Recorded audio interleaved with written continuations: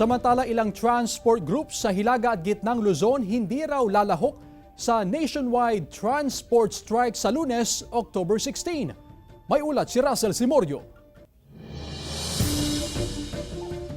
Ikinasa ng malalaking transport group sa bansa ang malawakang tigil pasada sa Lunes na sasabayan din ng kilos protesta. Bahagi ito ng pagkondena at pagtutol sa PUV Modernization Program.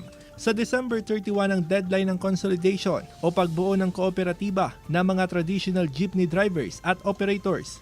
Pero ang Autopro Pangasinan hindi raw makikilahok sa tigil pasada.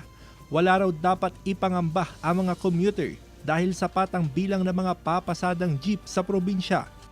Hindi kami kasali dyan. Lahat ng mga transport cooperative sa buong Pangasinan nagsabi sa LTFRB Region 1 na walang sasama sa strike. Sana hindi na po matuloy, para ganun pa rin ang pumasahe.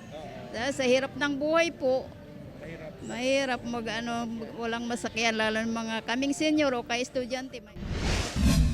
Wala ring planong sumama sa tigil pasada ang ilang transport group sa Pampanga. Karamihan dito sa Pampanga sa amin, ang traditional man o modern, wala pong sumasali sa strike.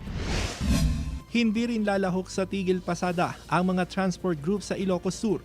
Hindi man sasama sa strike, kaisa raw ang mga miyembro ng PUVs sa ipinaglalaban ng ibang transport group hinggil sa jeepney modernization. Batid daw nila ang kahalagahan ng modernization program pero hindi ito kakayaning bilhin ng mga operator.